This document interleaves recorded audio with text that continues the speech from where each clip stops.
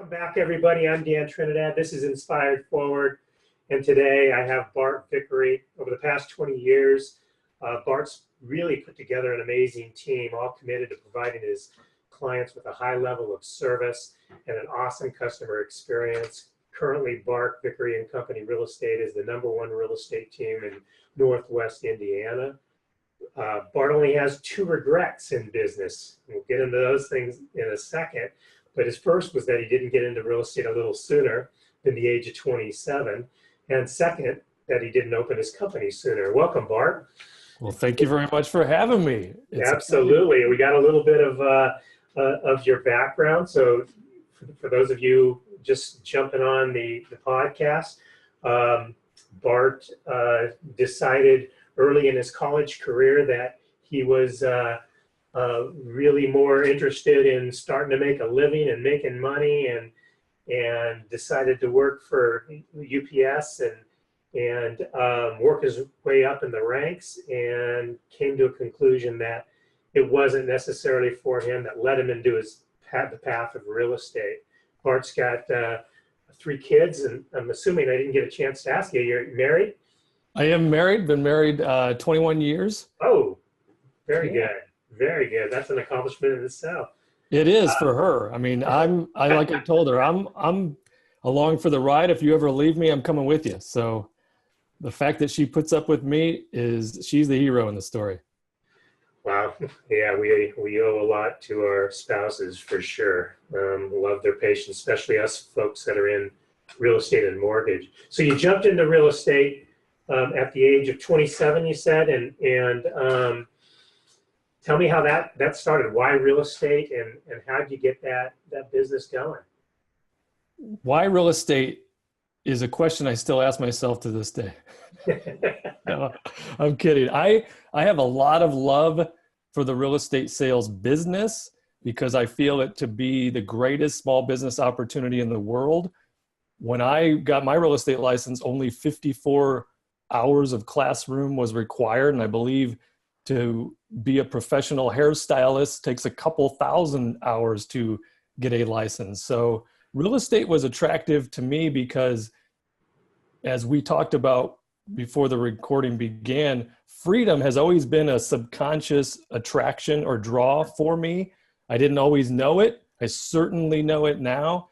And real estate, I saw it as an opportunity for me to control my own destiny. Now, I made the mistake that many do, which is I thought I'd be able to control my schedule as well. And in the beginning, that is not part of it. So I did what all agents do, which was I worked and worked and worked. And I thought, I don't know anything, but I can always work hard. So, I got into working 6 and 7 days a week, 10, 12 hours a day, as part of learning the business and building up the lead generation, the clientele, the experience, because that's a big part of it, right? Which is you can be in the business 30 years and do 50 deals, or you can be in the business a couple years and do 50 deals and have the same experience as that agent that was in it for 30 years. But especially you being 27 years old, it's somewhat of a challenge having people want to do business with a young guy, young gal, and that's not experienced. So how long did it take you to get that first deal? It took several months to get the very first deal. And then I started part-time. So I was working a full-time job doing real estate part-time. And I remember the managing broker gathered a bunch of us together and said, hey, we need to go over to this Roger Butcher seminar. And I'm like, okay, yeah, that sounds good to me. So I went to this seminar, and Roger Butcher put on a great presentation. I'm like, this guy's amazing. Everything he says is fantastic. And I bought the program that he was selling, and I was the only one from my office that bought it. And I was the person that probably could afford it the least, but I bought it and I read through it. And I'm like, these are fantastic ideas.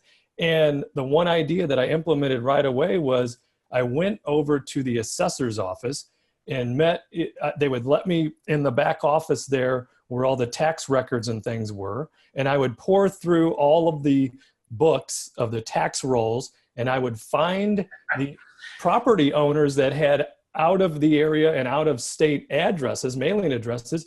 And I would write them a note on this like corny picture of me. I've got like a too baggy suit on and look like I'm 10 years old.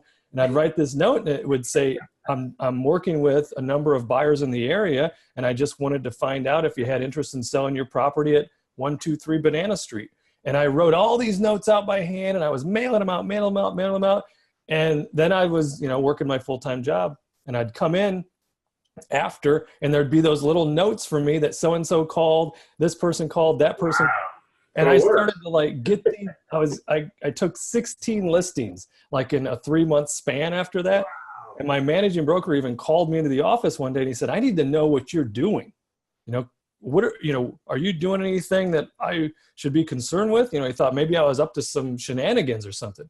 And I said, no, do you remember that Roger Butcher seminar we went to? Well, I bought that program and I started implementing. He goes, oh, wow, amazing. So, and part of that goes to a series of stories and events that went on in my career, because I did purchase products. I did read books. I did go to seminars. I did attend 3- and 4-day conferences. I did spend money on coaching, $200 a month, all the way up to $1,800 a month. I was in Craig Proctor's Platinum Elite Club or whatever it was. And every single one of them I learned something from, which was a big deal because, I have a feeling, and it on your end because you work with real estate agents all the time, everything in real estate works. Whether you're standing outside of Walmart with a cardboard sign that says, we'll work for commissions, or you're putting together a printed monthly newsletter that you're sending out to your sphere of influence. Everything works. And I found that out, but for me, a guy that likes to chase shiny objects, I do also have the tendency of, I try to do too many things. I have too many ideas. And if I'm not sticking to one thing and getting it implemented into my business or into my life, it is not making a difference. So I did make a transfer from part-time to full-time. And in making that move, I also switched brokerages. So I went from the first office I started at to the #1 office in the city, in the town of Valparaiso, which was a Century 21 office. I met with my broker, my first broker, and I was explaining to him that I was going to full-time and I was leaving his company. And he got up from behind his desk, walked over, he shook my hand, and he looked me straight in the eyes and he said, Bart, you're not going to make it 6 months in this business at that office, because he was trying to warn me that was, the office where all the top players were at, but they're, all taking each other's business, some of the stuff and the stories that we hear about the real estate industry. And when I left that meeting, I was like, oh my gosh, maybe he knows something I don't know. He put a huge fear into me, but at the same time, he gave me an opportunity to use a negative to power my motivation. Mm-hmm. To inspire you. It did. And I've had a handful of those incidents that I burn into my memory. That was one of them. He meant nothing by it, but at the same time, it gave me fuel of, look, I'm going to show you, I'm going to go out there and I'm going to be the best that I can be. Did he do that to inspire you, or did he just do it because he was kind of a jerk? No, he definitely wasn't a jerk, but I felt at the moment, it was like, that was one of my first reactions is, why are you saying this to me? You're crushing my dreams. Later, what I found out was there was a history between him and the broker I was going to. They used to be partners way back in the day, and they had a feud and they split up. So there was always a rivalry between them. I didn't know that backstory at the time. And, because he was really a nice guy. And in that moment, I thought, oh, now he's really showing me who he is. He's a jerk, and he's, obviously crushing my soul with his words, but it also gave me that motivation that, hey, I think I can make it 6 months in this business. And I think I'm going to show if I can do that now. So I did go full time. It was January of 2000. And I went into that 6 and 7 day a week hustle, open houses all the time, doing whatever I could to try to generate business and leads, because it's a interesting business to get into, because it's easy to get into and then it's easy to get out of, and everything in between is optional, right? We don't have to do anything. We're adults and we're in real estate. So it really is a lack of accountability that runs as the foundation of this industry. But yeah, you really showed that when you run into your fears, because it obviously has to be a little scary leaving the security of a job and going into something that is the success of that job depends entirely on you and your commitment and effort, and then to have somebody put some fear into you and go through it, man, that had to be a pivotal part of your life for sure. I mean, it was, and you're absolutely right. And which reminds me of, like, right now, I'm running into my fear. I was super nervous before this podcast recording started. I'm still nervous. I'm facing my fear because I want to do this anyways. right. And it's kind of like, in the scheme of things, people tell you, oh, just be who you are and accept who you are. And I get that, and I appreciate it. But at the same time, what if I'm not who I want to be? And it's been several episodes in my life where I've had to overcome who I was in order to become who I wanted to be. There's been many occasions where that has been the backbone of what I want to do next, and driving headlong into the fear and overcoming, the anxiety that I have and those types of things. Well, you're doing awesome. That's kind of why I started a podcast. Is, man, I mean, the first time I heard my voice, I thought, holy cow, is that what I sound like? I can't do this. And then after I saw myself on camera, I thought, oh my gosh, I can't do this. And I just kept plugging through, and the first couple are awkward, and they're still a little awkward for me, but the goal is to continually improve a little bit each time and to bring value to our listeners. One of the things that I do know about you that is extremely attractive to my way of thinking is that we most agents, they're working each day of the week, and nights and weekends, and as you've stated, they do this like it's some sort of badge of honor, and that currently you're only working about 20 hours a week while closing 151 deals. You don't work evenings, you don't work weekends, and very few Fridays. And to me, that is kind of the essence of our purpose in life, is to not only have it be about work, and have there be some balance in it. And at what point in your career, so obviously you go from part-time to full-time, and you're needing to put in a lot of extra time learning the business, prospecting, learning how a transaction goes, all the stuff that happens in a transaction that you really can't train for, you learn on those first 10, 20 deals. At what point in time did you come to the conclusion that I don't want it to take over my life? I want to have evenings. What was the motivation for wanting your evenings and weekends and your days open on Friday? There were several episodes. There were several transitions, and it's probably because, sometimes I have to be hit over the head directly to get the point. But, there's a handful of specific stories that unfortunately are burned into my memory that go to the transition, one of which was early on, which would have been the fall of my very first full-time year. I was on vacation with me, my bride, kid one, who was our only kid at the time, my mother, and her mother. So the four most important women in my life at the time were on vacation, Myrtle Beach, South Carolina. And I remember one morning we get up to walk the beach, and the beach in Myrtle Beach is amazing, the size of it. And it was a beautiful day.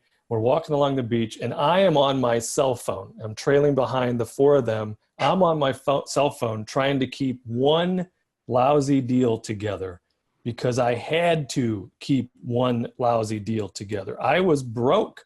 It was, once I went full time, there was a lull of 6 months before I had my first closing after being full-time.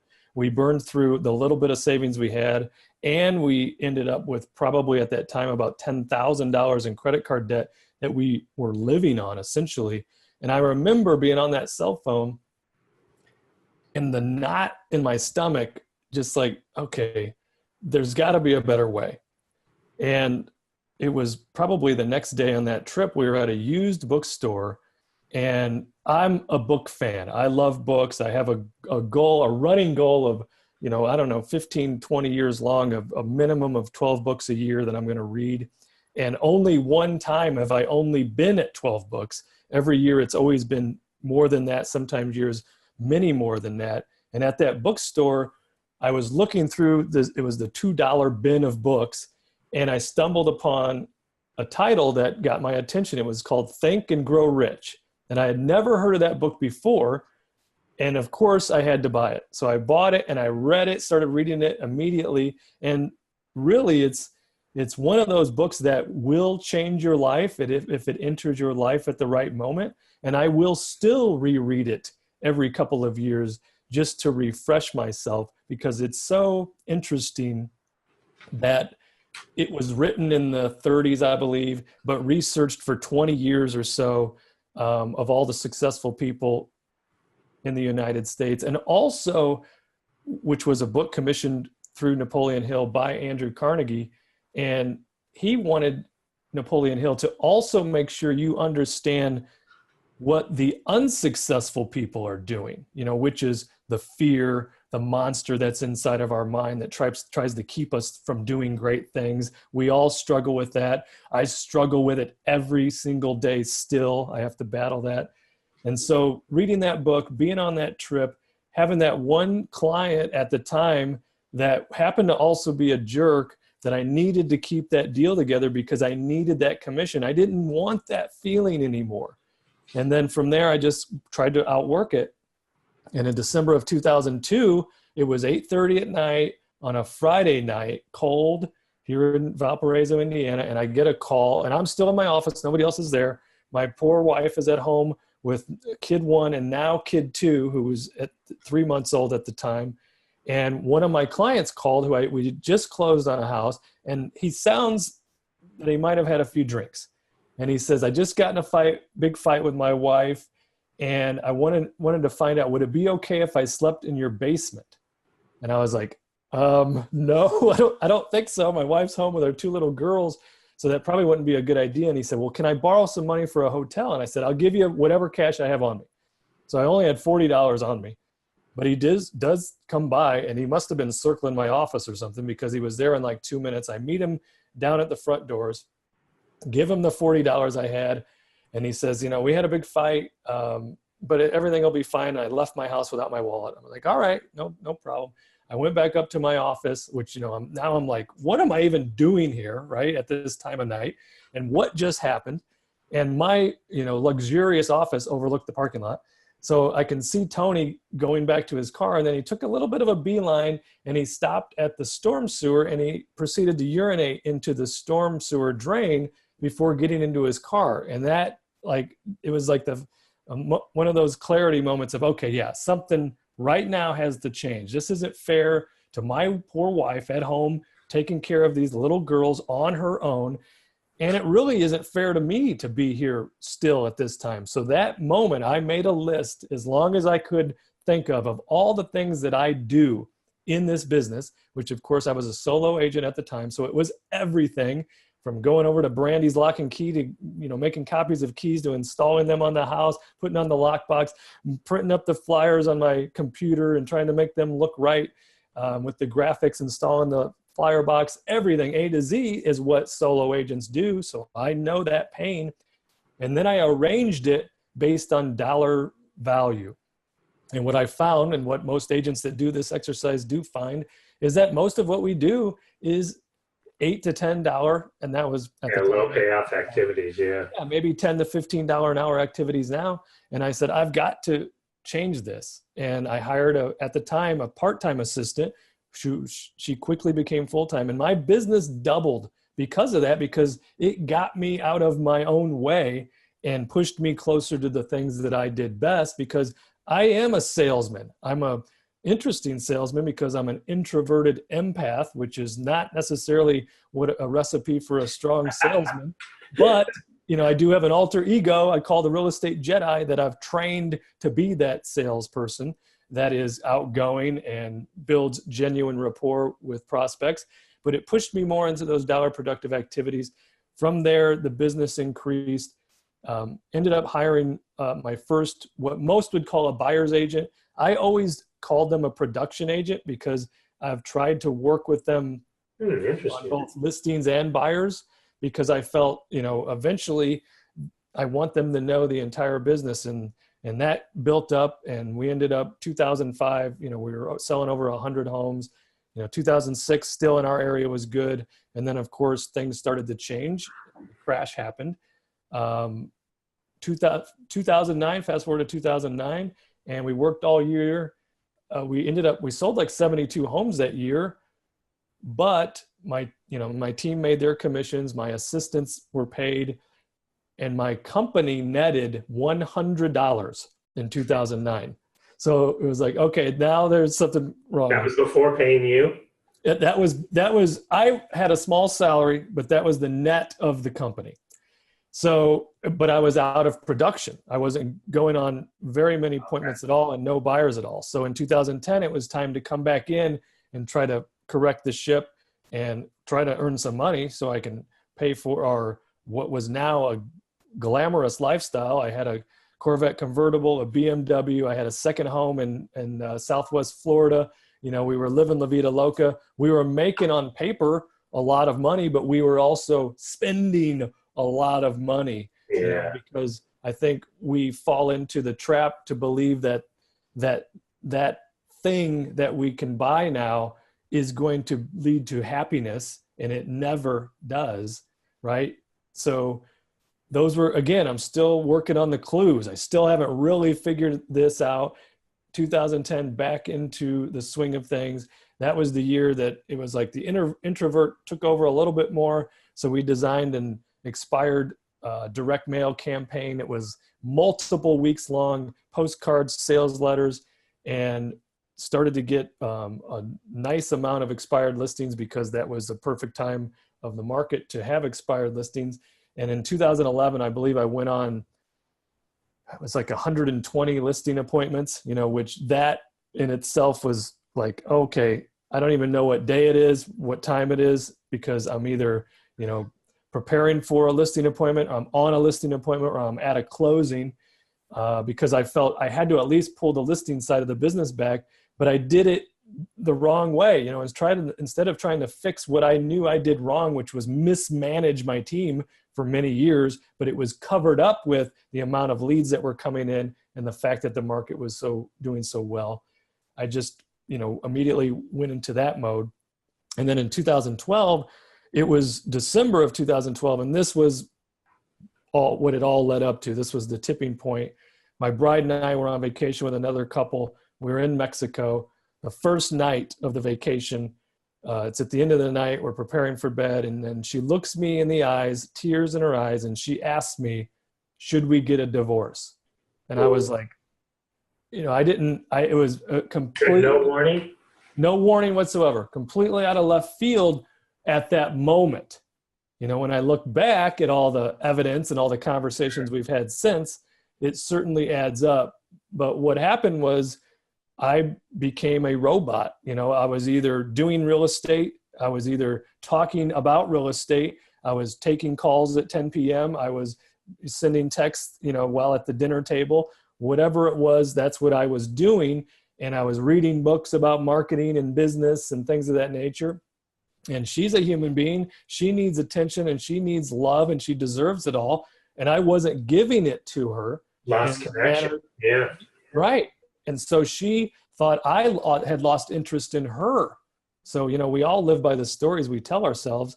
And so she thought, well, he's lost interest in me, and should we get a divorce? And of course, that hit me like a ton of bricks. We stayed up many hours that night talking and crying and talking.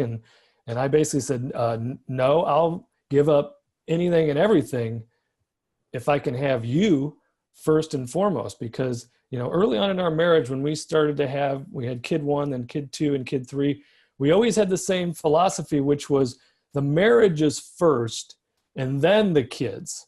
Yeah. And so I thought, well, we're good. We had that going, and I was doing what I had to do in my mind to protect this family, to take care of us financially. But I also, at the same time, was neglecting the role of husband. Yeah, which was the most important role that I had in my life. Of course. So that's when it all kind of came to a head. I redesigned my entire thought and philosophy on the business, and I built it to be a lifestyle business. So as of today, you know, this year we'll probably sell between 250 and 300 homes. I don't work any evenings, weekends, or Fridays, and I work very little during those 4 weekdays, because right now I go on no appointments. So I spend my time helping my team. You know, I help my team be the best they can be and to accomplish the goals they're looking to accomplish. And at the same time, trying to share my philosophies from all the many, many, many, many mistakes I've made that go both on the personal side and on the business side, you know, which is, this is the long game. That is what we play. You know, and that's, I mean, you're a learner. I mean, it's obvious that absolutely. You've gone to those seminars, they change your life, but you're learning by, you know, by the journey, which really is a message that I constantly tell people is, you know, it's the mistakes, it's the fears that cause us to make change, that actually inspires us to change our lives, to drive it, redirect it in the direction that we want to live. Our life is long, but it goes by really fast, as I say. And so, you know, getting to the point of the things that are just hugely important to you, and obviously your spouse and your children are at the top of that list. You made the necessary changes. So in the early part, you said you struggle with fear every day. Tell me a little bit about that. Well, there's unfortunately multiple levels to that. Okay. One is the monster, you know, that voice that's inside our head.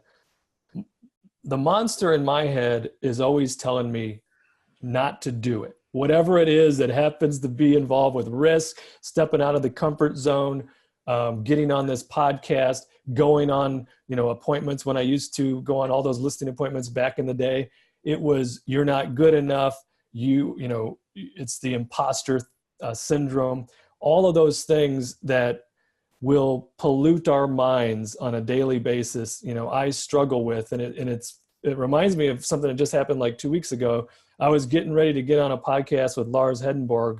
If you haven't talked to Lars or had him on your podcast, you need to do so. He's a phenomenal guy, and he's basically a smarter, better looking, harder working version of me. So I was going to get on a podcast with him, and I'm all nervous, and I'm telling my wife, you know, how nervous I am. And she's like, the kids had just left for school and she was completing a grocery list. So I didn't even know she was listening. I was just talking out loud. She's like, well, why are you nervous?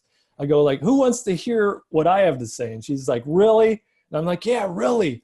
And she says, yeah, you just happen to be a debt-free multimillionaire with visible abs that sells hundreds and hundreds of homes a year. And you work a schedule of no evenings, no weekends, and no Fridays.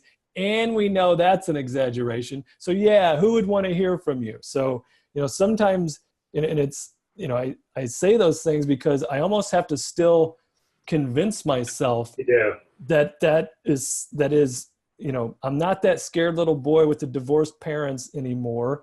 I have accomplished some things that it is okay to pat myself on the back every once in a while, you know, to kind of say, hey, you're doing all right. Because that voice in my head wants me afraid. It wants me scared. And, you know, my oldest daughter, her and I, she's studying philosophy, and her and I have deep conversations because she's like a clone of me. She's just much more further along philosophically than I was at that age. I was doing keg stands and things.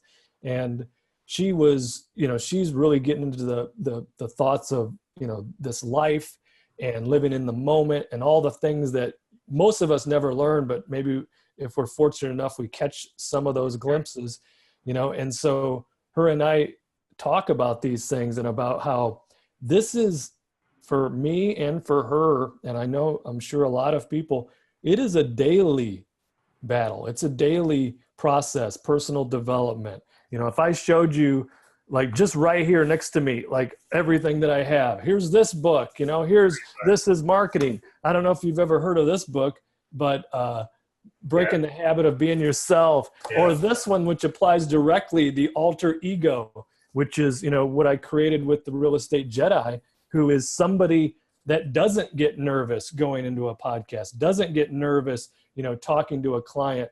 So when I go back to, I'm trying to overcome who I am in order to become who I want to be, that I want to be the Real Estate Jedi. I want to be a magical mix of Mr. Rogers, Michael Jordan, and Yoda, you know, all wrapped into one, you know, where I'm going to do the right thing, whether anybody's looking or not. You know, I want to be the guy that people can come to and get sage advice based on the fact that I have gone through all of these mistakes. I've made all of these things, you know, I've taken the longest route ever, but there's always been a plan, and it's always been, you know, some of it was by happenstance, but it was always in my mind. And then, you know, to play the long game. And then I see that that's like part of your slogan. And it's such a big deal, especially for real estate agents, because I'm a member of a new real estate agents Facebook group. And I, you know, as an empath, it like hurts my heart when I read some of the posts that they have, because nobody, you know, they're not thinking the long game at all. Right. Should I go door knocking on Christmas Eve? Yeah. And it's like, that was an actual post. Should I go door knocking on Christmas Eve? And so many people were cheering them on and like, yeah, that sounds like a great idea. And I was thinking, if you showed up at my door on Christmas Eve and I'm in my Christmas jammies with my family behind me with all their Christmas jammies, I'm hitting you over the head with the Christmas ham and sending you on your way. Vitamin for nutmeg and right. But that's not thinking long game. And this is a long game business, just like the mortgage business is a long game. And if you're willing to play the long game, which means it's all about your customer, it's all about the service, it's all about your expertise, it's basically foolproof. So those are the. It really is. It's a real simple business that very few people get. It's just pouring into the customer experience so that they enjoyed it, and anybody they talk to, they're telling them about you and your team. Isn't it amazing the beliefs that we tell ourselves? They're not true, and that's the majority of them. We learn things as children from, you know, the news, the TV, the school teachers, parents. We watch what happens, and we start telling ourselves, you know, what and what isn't real. And you think it enough and it becomes exactly how you think. And I'm reading a book now called Becoming Supernatural by Joe Dispenza. It might be the best book I've ever read, and it really addresses this, that we have these thoughts, and these thoughts create our actions, and you know, it affects our body. And through meditation, he's suggesting ways that very quickly you could change your thoughts and your beliefs. And I've been reading it now for 3 weeks, and I'm already seeing some significant changes. I'm meditating twice a day now. Wow. For how long? In the mornings, I'm doing anywhere from 30 to 45 minutes. In the evenings, probably only 10 to 15. And the evenings, I've got more of the purpose of my evenings really are just to go to bed with the right intentions so that tomorrow's a great day. But my morning routine is more about, you have to read this book, but you get into this place where there is no future, there's no past, you're just there, you're just this it. And there's some exercises you do involving writing what your intentions are, and more importantly, what the emotions you'll feel with it. And you write these things before you meditate on them. And I'm only halfway through the book because it's a very interesting yet challenging read for me. But man, it's like I said, it may be the best book I've ever. I wrote that down. I will be picking that up today. And good one. Breaking the Habit of Being Yourself, also by Dr. Joe Dispenza, is very fascinating, very deep. Yeah. It's like I've had to, and I even bought a separate copy for my wife to read, and she's like, I can't read this like I do the other books. I have to actually slow down. Yeah, you do. It's real deep thinking. Well, yes, I saw that book. That's why I knew that you'd be interested in Joe. Did you hear Dr. Joe Dispenza on the Ed Milet show? I absolutely did. Yeah. That may be one of the single greatest podcast episodes I've ever heard, and I'm a podcast junkie. Agree. I totally agree. That just blew my mind. It was. Yeah, you could pull up Joe Dispenza, Google him, and start listening to a lot of his podcasts or where he's been guests. And man, it is just, some really cool advanced ways of being. So you've been through the tough time of real estate from 2008 on, and you're running a huge team. So we're in the midst of a lot of change. Technology's coming fast. There's a recession probably on its way. How do you prepare mentally for that? And how do you manage that long-term thinking? Like, I'm not worried about any market just today. I'm still thinking long-term, but taking care of today at the same time, if that makes sense. Yeah, that's a very timely question, because we have been on such a roll, not only in the real estate market, but also with the economy and the stock market. So when you say we probably have a recession coming, statistically, you really can't be wrong. It's just, we don't know when, right? So I used to get, and this wasn't that long ago, I used to get pretty dark and deep into the weeds about what is going to take place in the real estate market.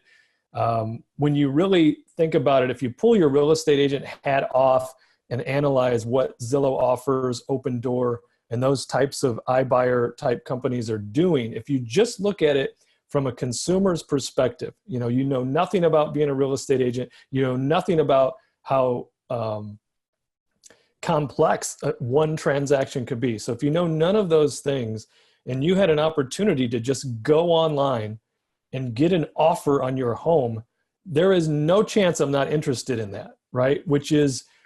And that's what's happening, because they're producing, hundreds and hundreds of thousands, if not now into the millions of consumers that are interested in knowing, what would you give me for my house right now? Now that's the first part that really started to scare me. Like, the iBuyer business model doesn't necessarily scare me yet, because they aren't making any money yet, on that model, and they haven't faced any downturn, which will really quite possibly wreck their model as far as a business is concerned, because the margins are already slim. That's why for all these years, house flippers have to buy at wholesale, essentially, to keep their margins in place to run a profitable long-term business. iBuyers haven't faced any of that yet. But what really scared me, and it still scares me, but I've got a way that I deal with that now, scared me was the fact that how many listing leads they are producing. So if you have all of these listing leads, and I've always felt the same way, just as my very first real estate instructor told me, Buford Eddy, back in 1998 when I got my license, he said, you list to last. Well, I took that to heart, and that's always been my business, has been, I want to have a listing inventory at all times, because you can deal with 30, 40, 50 listings, and you cannot come close to dealing with that many buyers at each time. So if these companies, especially a company like Zillow, if they start to control the listing lead, it is inevitable that they're going to be doing something more with it than they're doing now. So that used to freak me out, frighten me, make me cry into my pillow at night. But now I've kind of let go of it. And the reason I have goes back to Marcus Aurelius. If you haven't read Meditations, then you must read that immediately.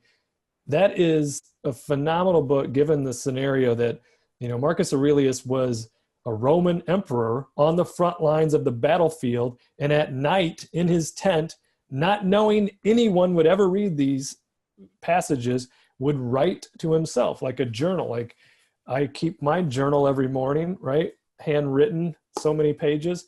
And it's such a therapeutic session. I've been doing that for years, and it's one of the greatest things I've ever done as far as helping me on a daily basis with personal development, overcoming the monster, facing the fears. So wait, I want to stop you on that, because that just fascinates me. So you journal every morning. What do you write? So I do. I journal every morning, handwritten. There you can see that there. Handwritten every morning. And what do I write about is a number of things, because I get that question. And remind me to go back to Marcus Aurelius, and I'll finish that story. Oh, sorry about that. No, because I've got a squirrel brain, so I'll never come back to it if you don't remind me. I write about whatever I want. Now, I know that sounds broad, because I've talked to others, friends, family members, anybody, that, hey, you really need to think about journaling. Most people just, their eyes glaze over and they're like, whatever, crazy person. But for those that might have any interest, the first thing they hesitate with is, well, I don't know what to write about. So I write about anything and everything. So if I ever am at a loss for what I'm going to write about, I'll just write about what went on the previous day or what I'm going to do today. Like, for instance, today, 5th grade graduation for my son Deuce. His name's Bart II. We call him Deuce. And he has a baseball game tonight at 5:30. It could be rained out because, we've had so much rain. I just start talking, and then it always will lead to something more. But in general, what I write about are ideas. I write about a personal philosophy, like who do I want to be? What type of person am I becoming? Because I want to be not obsessively improving or striving. I want to be improving. I want to be able to look myself in the eyes. Imagine you're lying on your deathbed and in walks the person you could have been. That's what I think about at the deepest part of my journaling, is what type of father do I want to be? What type of husband do I want to be? What type of team broker owner do I want to be to my team members, to my tenants? We have 36 rental units, and we've always treated I should say my wife has done a better job at this than me. We've always treated our tenants like clients. And because of that, we get rave reviews from them. We get tons of referrals of, oh, I'm moving out, but my cousin really loves the apartment. She's going to be moving in. So I try to write about the things that matter most to me, So because when you write, do you go back and review, or do you just kind of write and go on with your day and write tomorrow? Here's the fact. The fact is that I don't go back and review. But when I write, I always think I will, if that makes any sense. Yeah, that makes a lot of sense. And so part of it is, how cool would it be if, like, my great grandfather would have kept a journal that I could have read about, like what was going on in those times? What was he thinking about? Oh, he had the same fears I have. Oh, I can't believe that was, in his mind. That runs through my mind every day. So part of what it is, and I don't write it affected, if that makes sense. I still write it authentically, genuinely, and very, very vulnerably, which I think is a big thing that we lack, especially men our age, that the way that we grew up.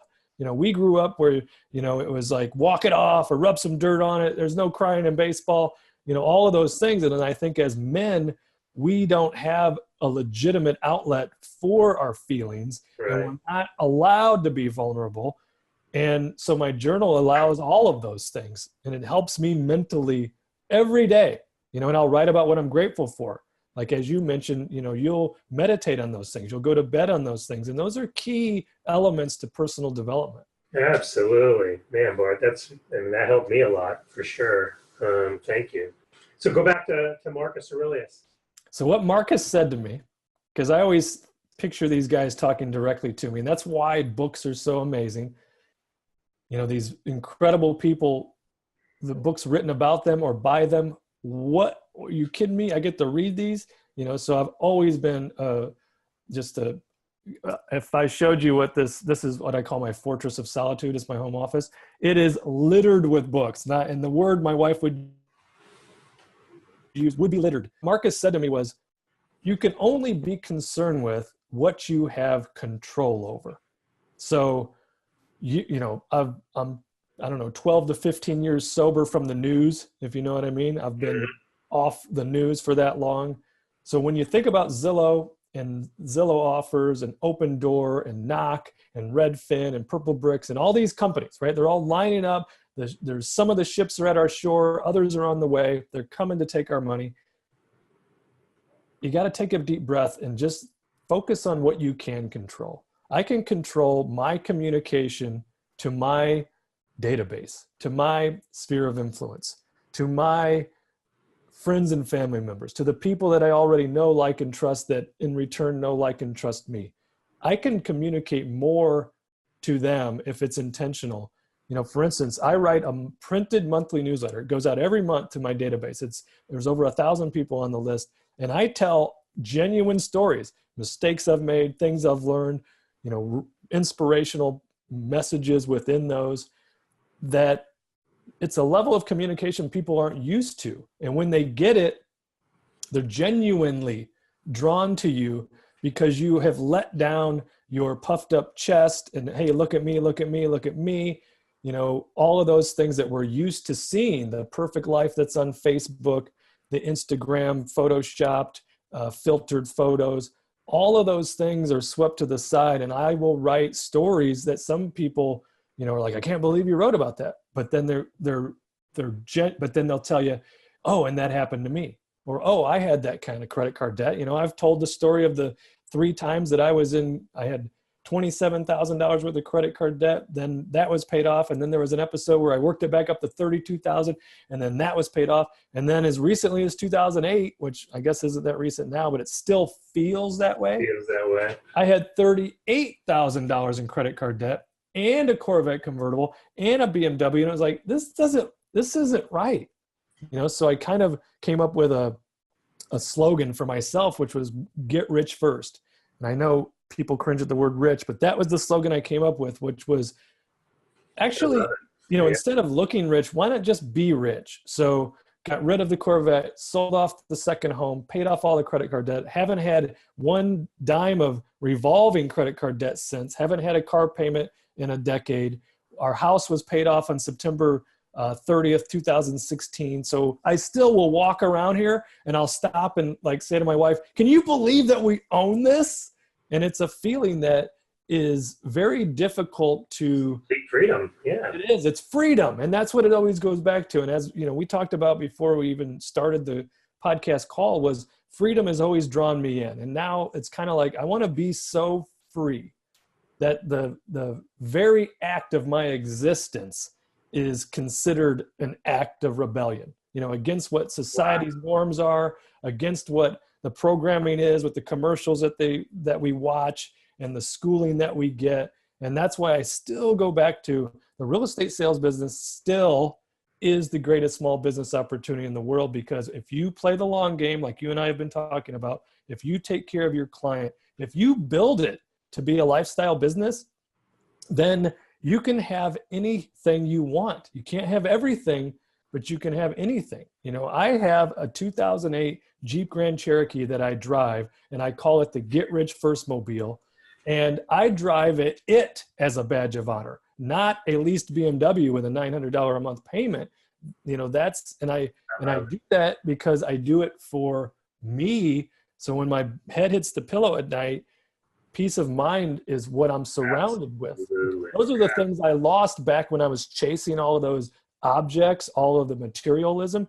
Was you trade your lifetime, right? Because you got to go out and get these commissions. They own you. You work for them now. They own you. And that was what, you know, would make me anxious and would have me drinking at night, 3, 4, 5 beers just to quiet the noise so that, drink myself to sleep. So I'm trying to do these things, and I appreciate talking to someone like you because, you and I are a lot alike in that For sure. we're on a journey. We know it's difficult. There's no, flash to our message. It's just a real message from real people from our hearts. Absolutely. Bart, I look forward to getting to know you even more. How can people get a hold of you? The best place would be realestategoodlife.com. I wrote a book, believe it or not, even a guy like me that can barely spell. I wrote a book called Real Estate Good Life. It's available on Amazon, but realestategoodlife.com. I give away a bunch of free materials there. Like I mentioned, the print and newsletter. That newsletter has been the biggest boon to my business as far as the long game is concerned, with the amount of business that's produced exponentially from our sphere of influence, directly influenced by that newsletter. I give away the template to that newsletter on my website, realestategoodlife.com, a copy of my very first newsletter, which is the ugliest newsletter you've ever seen, but it goes to what we always think of, which is, well, I'll get started with that once I have this, right? Or once I have a better software program, or I better get a new computer, or, I'm going to get my glamour shots before I do a business card. All those things we try to put in front of what the actual thing is we're trying to accomplish. So realestategoodlife.com. They could email me, bart@bartsellshouses.com. They have any question about real estate. I enjoy talking to like-minded people because we don't get enough of it today in society. And so, well, you're clearly a giver. Thank you so much, Bart. For those of you still listening, please subscribe if you haven't, and I'd really appreciate that you do a review if you get a chance. Thank you so much, Bart. Have a great day. Everybody have a great afternoon. thank you for having me. Thank you. Bye-bye.